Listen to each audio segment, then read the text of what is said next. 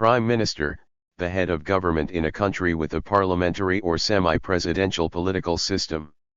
In such systems, the Prime Minister, literally the first, or most important, minister, must be able to command a continuous majority in the legislature, usually the lower house in a bicameral system, to remain in office.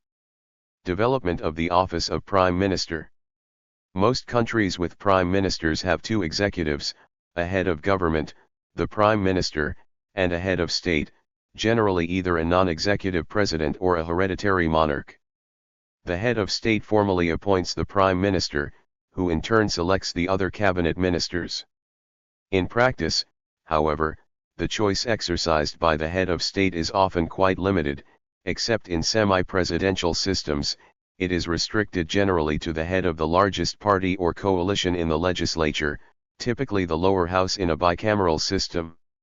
Although the origin of the title lies in 17th century France, where Cardinal de Richelieu was acknowledged in 1624 as principal or premier minister, the office essentially developed in Britain in the 18th century, when the king ceased to attend and chair meetings of his ministers.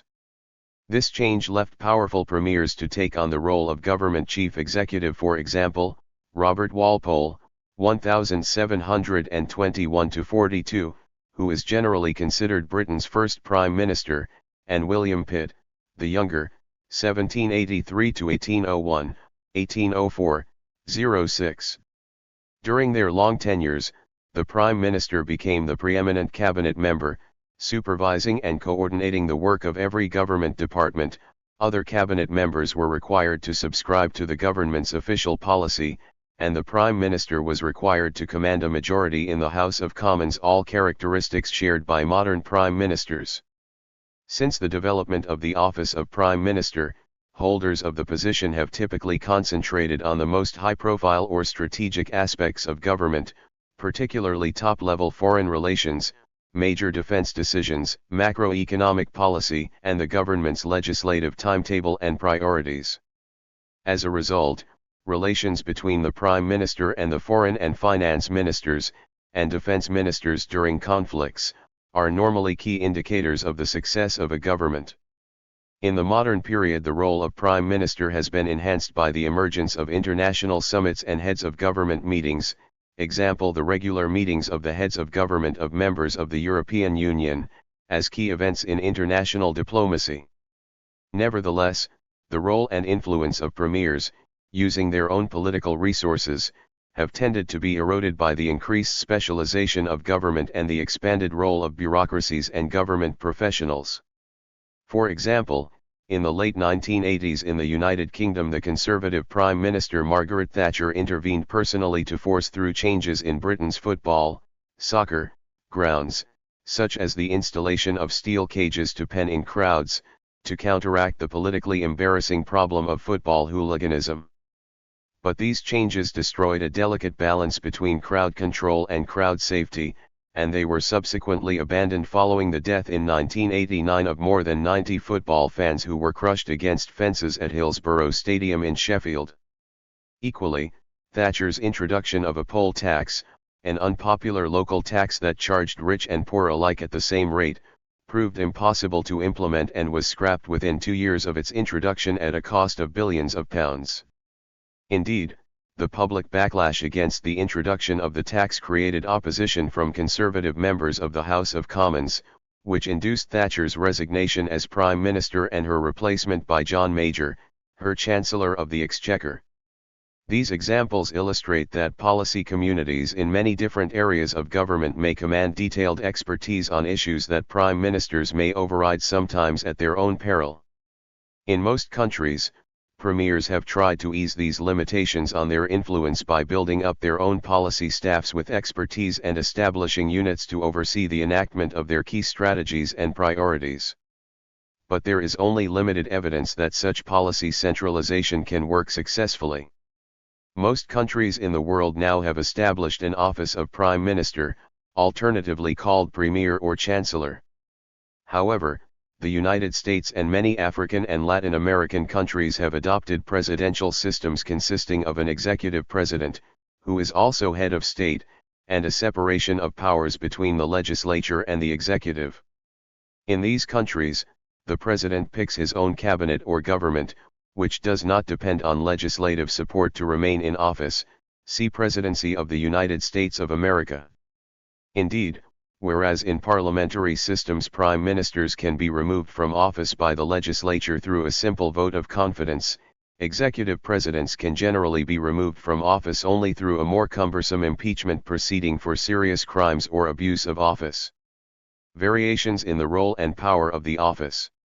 Although the office of prime minister exists in most countries, there are variations in how the office operates and is organized.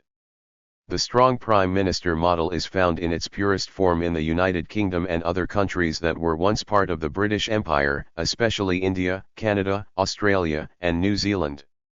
The Premier does not have a large executive department but controls the central direction of policy by selecting all the cabinet ministers and junior ministers, by determining the legislative agenda of the government and strongly influencing economic priorities, by managing the civil service, by setting the structure and operations of the government, example creating new departments or determining which cabinet committees make which decisions, and by leading the majority in parliament. Strong prime ministers in these so-called Westminster systems are often endowed with considerable constitutional powers, including the power to change the structure of ministries, and, hence, the number of powers of their cabinet colleagues, as an executive action without seeking new legislation. They can also dissolve the legislature and call for new elections at any point during their term, though these powers are exercised by the British Prime Minister only by convention. This power is quite useful, enabling a Prime Minister to hold an election at politically advantageous times. New Prime Ministers typically are strongest immediately following an election. Their power and prestige may decay if the government becomes unpopular. Because Britain and most Commonwealth countries have adopted plurality-based national electoral systems, coalition governments are rare in Westminster systems, and when they do occur, as in India, for example, in the 1990s and early 21st century, the Prime Minister's political predominance is considerably reduced. See plurality system. The strong Prime Minister model has been admired because it provides clear and decisive political leadership. In a somewhat different form it is found in several major European countries, for example, in Germany, Greece, Spain, and Sweden, premiers exercise considerable authority, even though the political systems of these countries are quite different from the Westminster model, operating with proportional elections and coalition governments.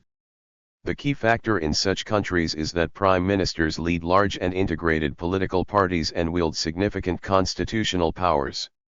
Israel's prime ministers had been hampered in the late 20th century by shifting coalitions and a fractured party system, leading the Knesset, parliament, to adopt legislation in the mid-1990s that put in place the direct election of the prime minister. Intended to enhance the prime minister's position against parliamentary coalitions, this move backfired, and the new legislation in fact only further fragmented the party system. It was consequently soon rescinded. Weak prime ministers are generally found in countries where coalition governments are the norm, involving several political parties that must work together to maintain a legislative majority, example the Netherlands, Belgium, Switzerland, Austria, and Italy for most of the post-World War II period. Arguably, the Japanese Prime Minister is also weak in comparison to the British Prime Minister, even though Japan generally has had single-party majority governments, led by the Liberal Democratic Party. In this model the Prime Minister is much less influential, especially when governments are short-lived or when they suffer from deep internal division, as was often the case in Italy until the 1990s. In coalition governments, for example, the Premier generally has to balance representation among the various coalition party partners, doling out cabinet and junior ministerial appointments in numbers sufficient to ensure the support of all parties within the government. The Premier often has little effective influence over who gets what ministerial role and may be unable to exert firm control over the direction of policy. With multiple parties sharing power, the Prime Minister also does not have the same direct control over the legislative timetable and may even have to make executive decisions through consensus. In countries with weak prime ministers, department heads have more independent control of their ministries, particularly the finance and foreign ministers, and their own followings in parliament. Even if the prime minister's party has a parliamentary majority, as in Italy in the 1950 and 60s or Japan for much of the post-World War II period, the prime minister's power may be reduced by the presence of strong internal factions, each headed by semi-independent leaders. In such cases, the prime minister may not be the uncontested or even the primary party leader. Instead, he may be a compromise figure able to appeal to voters and to hold the party factions together, perhaps only for a short period or until the government encounters a crisis or major problem. At other times, the prime minister may not even come from the largest party in a coalition but may instead represent a smaller party with a central position in the majority coalition or a party whose involvement is necessary for the government to survive, as was often the case in Italy in the 1980s and 90s, when leaders such as Giovanni Spadolini of the Italian Republican Party and Bettino Craxi and Giuliano Amato of the Italian Socialist Party held the prime ministership despite the political dominance of the Christian Democratic Party, see Italian Popular Party, their coalition partner.